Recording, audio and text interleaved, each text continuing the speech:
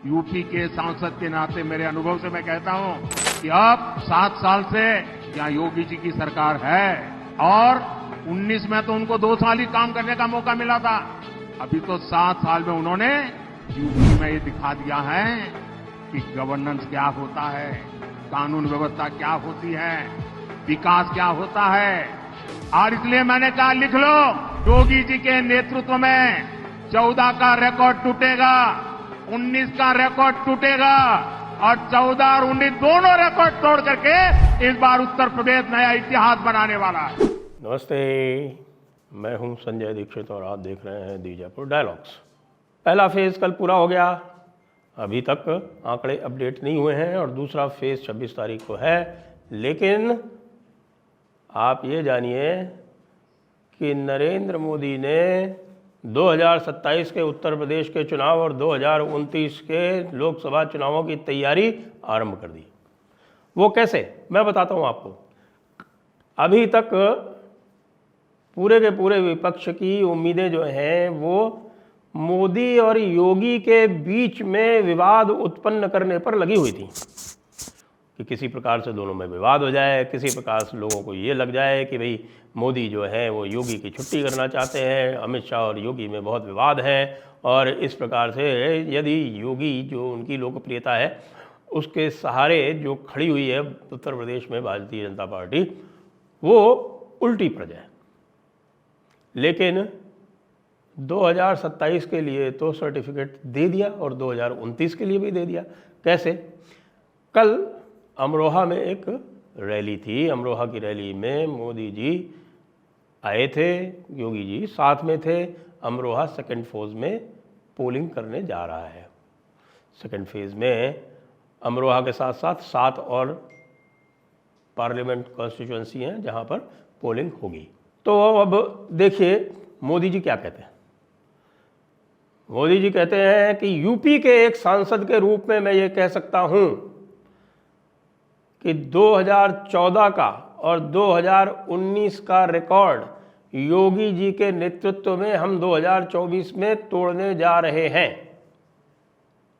सुनिए आप और समझिए इसको, इसके पीछे छुपा हुआ जो संदेश है वो समझिए। 2014 में योगी नेतृत्व में नहीं थे, 2019 में थे।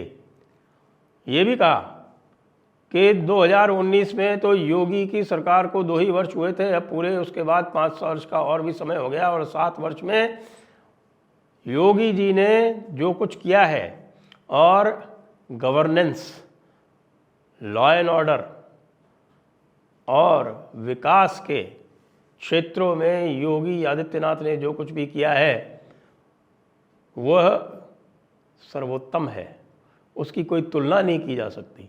भूरी भूरी प्रशंसा की मोदी ने योगी जी की। एक प्रकार से ये बता दिया कि जो लोग भी कोशिश कर रहे हैं, जो लोग भी ये प्रयास कर रहे हैं ये दिखाने की कि भाई योगी और मोदी में कुछ अंतर है, कुछ अंतर्द्वंद्व है, कुछ डिफरेंसेस है, कुछ विवाद है, उनका सबका मुंह एक साथ बंद कर दिया। लेकिन क्यों कर दिया? इसलिए कर दिया कि अब मोदी जी जो है वो निश्चिंत हो गए हैं पहले फेज़ के बाद में कि भैया ये 2024 का तो जो हमने टारगेट रखा था उसके ऊपर नीचे थोड़ा बहुत 19-20 करके सरकार तो अब मोदी 3.0 बनी गई। अब तैयारी करते हैं 2027 की। उत्तर प्रदेश में तीसरी बार सरकार लानी है, क्योंकि उत्तर प्रदेश में सरकार लाए बिना केंद्र में सरकार नहीं आती है। इसलिए उसका जो कथानक है वो तैयार कर दी। कथानक के पीछे की पटकथा पूरी बता दी और आगे का कथानक तैयार करके रख दिया। अभी एक पॉडकास्ट देख रहा था मैं और वो पॉडकास्ट सुधांशु त्रिवेदी जी के साथ में था। सुशांत सिन्हा उनका इंटरव्यू ले रहे हैं और उसमें वो बता रहे हैं कि भाई मोदी जी ने तो गजब कर दिया। 2014 की राजनाथ सिंह ने बताया सुधांशु त्रिवेदी को। सुधांशु त्रिवेदी जी राजनाथ सिंह के बहुत निकट हैं, लखनऊ से ही आते हैं और लखनऊ के ही सांसद हैं राजनाथ सिंह। तो उन्होंने बताया कि भाई 2014 में जब मुश्किल से सरकार बनने के कुछ ही दिन बाद जब वो लोग बैठे थे तो मोदी जी ने नक्शा खींच दिया। उन्होंने कहा कि भाई 2019 में हमें कहाँ कहाँ विशेष प्रयास करना है, वो यह स्थान है। अर्थात अब 2029 के लिए क्या क्या प्रयास करना है, उसमें सबसे महत्वपूर्ण प्रयास ये है कि यूपी को बांध कर रखना है। बिना यूपी को बांध कर रखे, बिना यूपी की 80 सीटों की गारंटी के मोदी की गारंटी भी कुछ नहीं कर पाएगी। इसलिए वो जो 80 सीटों की गारंटी है वो मोदी ने कल अमरोहा में बता दिया कि वो गारंटी जो है वो योगी के माध्यम से आती है। अब ऐसे नेता को अब आप क्या कहेंगे? आप आगे कर भी क्या सकते हैं? आप देखें कि तरह तरह के नैरेटिव चल रहे हैं, दुनिया भर के नैरेटिव चलाए जा रहे हैं। कल से जब से फर्स्ट फेज़ की पोलिंग हुई है और उसमें कमी बेशी आई है। मैं एक बात और भी बता देना चाहता हूँ कि पिछली बार भी जो आंकड़े आए थे उनको पूरी तरह अपडेट होने में इलेक्शन कमीशन ने लगभग 48 घंटे का समय लिया था। और आज भी मैं आपको ये बता देना चाहता हूँ कि अभी तक केवल जिस समय मैं ये रिकॉर्ड कर रहा हूँ, और जब ये चलेगा तो संभवतः रिकॉर्ड करने के 1 घंटे बाद चल जाएगा, तब तक केवल पश्चिम बंगाल के आंकड़े अपडेट हुए हैं। और पश्चिम बंगाल के आंकड़े जो पहले से ही बहुत हाई थे, 80.3% थे, वो बढ़ के 81.9% हो गए। तो इसलिए अभी जो कुछ भी आंकड़े आए हैं उसमें 2-3% का उछाल अभी आना बाकी है भाई। तो इसलिए सब लोग शांति रखें और प्रतीक्षा करें पूरी तरह से आंकड़े अपडेट होने की। कल रात 12 बजे से पश्चिम बंगाल के अतिरिक्त कहीं के भी आंकड़े अपडेट नहीं हुए हैं। प्रश्न अब ये उठता है कि योगी की जो ये प्रशंसा की गई, इसके पीछे क्या कारण है? अनायास तो नहीं हो सकती, निश्चित रूप से फीडबैक मिला होगा, निश्चित रूप से बताया गया होगा कि ये पूरी की पूरी जो इंडिया अलायंस है ये तरह तरह की अफवाहें फैलाने का प्रयास कर रही। बहुत सारी अफवाहें फैलाई गई। इस बार जो है वो सोशल मीडिया अत्यधिक एक्टिव है। अच्छा, इस बार का जो सोशल मीडिया है वो 2014 में देखिए कि सोशल मीडिया का बहुत ही सुंदर उपयोग नरेंद्र मोदी ने किया था। 2019 तक आते आते कांग्रेस ने थोड़ी बहुत ट्रिक्स सीख ली, और जो 2014 में सोशल मीडिया की बहुत ज़बरदस्त लीड थी नरेंद्र मोदी की, वो 2019 में थोड़ी कम हुई। लेकिन 2024 आते आते ये खाई जो है लगभग पट चुकी है।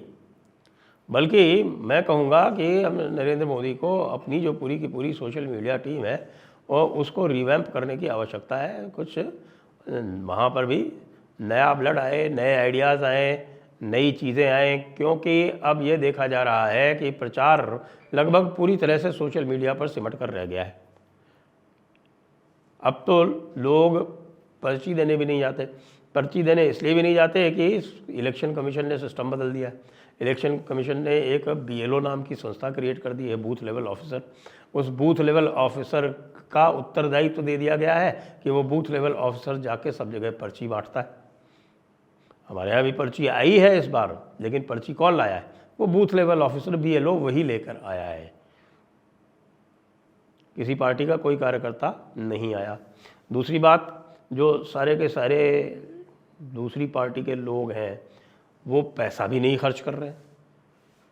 आज की डेट में आप जाएंगे तो देखेंगे कि कहीं पर आपको बैनर नहीं मिलेंगे, कहीं पोस्टर नहीं मिलेंगे, के कोई होर्डिंग्स इत्यादि मिल जाएंगे। बाकी सबका सब जो है वो सोशल मीडिया पे आ गया है। अब सोशल मीडिया के अपने फ़ायदे भी हैं, अपने नुकसान भी हैं, और सबसे बड़ा नुकसान ये है कि सोशल मीडिया पर झूठा नैरेटिव जो है वो बहुत तेज़ी से फैलता है। इसलिए ये तो मैं कहूँगा कि इस बार जो है बड़ी कुशलतापूर्वक झूठा नैरेटिव फैलाने का सफल प्रयास किया गया इंडिया अलायंस द्वारा, और कई सारे झूठे नैरेटिव फैलाए गए और टारगेट किया गया है, कम्युनिटीज़ को टारगेट किया गया है। जैसे मैं जानता हूँ यहाँ राजस्थान में SC STs में बड़ा झूठा नैरेटिव फैलाया गया है कि डॉक्टर अंबेडकर का संविधान जो है वो 3.0 में मोदी जी चेंज कर देंगे, क्योंकि मोदी जी खुलेआम धमकी दे रहे हैं कि हम तो बहुत बड़े काम करने वाले हैं, उसमें बड़ा काम यही होने वाला है कि वो संविधान बदल देंगे। ये नैरेटिव फैलाया गया। दूसरा नैरेटिव फैलाया गया राजपूतों वाला, वो सब आप देख ही चुके। इसी तरह के कुछ न कुछ नैरेटिव जो है वो फैला रहे हैं आपके दक्षिण भारत में। लेकिन दक्षिण भारत में एक सुनामी आई है अन्नामलाई नाम की, और मुझे लगता है कि अन्नामलाई ने जो कुछ भी वहाँ नेतृत्व दिखाया है उसका जो सोशल मीडिया में जिस तरह से जो झूठ जो झूठ की मलाई जो द्रविड़ियन के यहाँ परोसी जाती है वो कहीं और नहीं परोसी जाती। अन्नामलाई ने उसको बहुत सफलतापूर्वक टैकल किया है। कैसे किया है इसकी केस स्टडी होनी चाहिए और इसको सभी स्थानों पर लागू किया जाना चाहिए। वैसे मैं बता दूं कि अन्नामलाई निश्चित रूप से चुनाव जीत रहे हैं। वो ट्रेंड जो आ गई है और अन्नामलाई के जीतने के साथ साथ तमिलनाडु के जो वहाँ के आंकड़े आ रहे हैं, विशेषकर चेन्नई के जो आंकड़े आ रहे हैं और चेन्नई की जो ट्रेंड आ रही है, जो कह रहे हैं कि भाई साउथ चेन्नई में 10% वोट बढ़ा है, सेंट्रल चेन्नई में 8% वोट बढ़ा है, तो उसको देख के पूरा का पूरा जो द्रविड़ियन इकोसिस्टम है बुरी तरह से पस्त है। आगे आगे देखिए होता है क्या। लेकिन ये बता दूं आपको कि नरेंद्र मोदी ने 2029 की तैयारी आरंभ कर दी है और उसके लिए उन्होंने यह भी इंगित कर दिया है कि सबसे महत्वपूर्ण जो पात्र 2029 की कैंपेन में होगा वो योगी आदित्यनाथ का ही होगा। हाँ देखिए, उन्होंने आज तक और किसी का नाम इस प्रकार से नहीं लिया जैसा योगी जी का लिया। जो योगी जी को सर्टिफिकेट दिया, ऐसा सर्टिफिकेट अभी तक किसी और मुख्यमंत्री को नहीं दिया। हेमंत बिश्व शर्मा को भी इस प्रकार का सर्टिफिकेट नहीं दिया। वैसे उनकी प्रशंसा तो की और सराहा है अन्नामलाई को, लेकिन अन्नामलाई अभी मुख्यमंत्री नहीं है, संभवतः हो जाए। तो अब भाई लोगों 2024 तो लॉक कर दो और 2027 उत्तर प्रदेश और 2029 भारतीय चुनावों के लिए तैयार हो जाओ। जय हिंद, जय भारत, वंदे मातरम।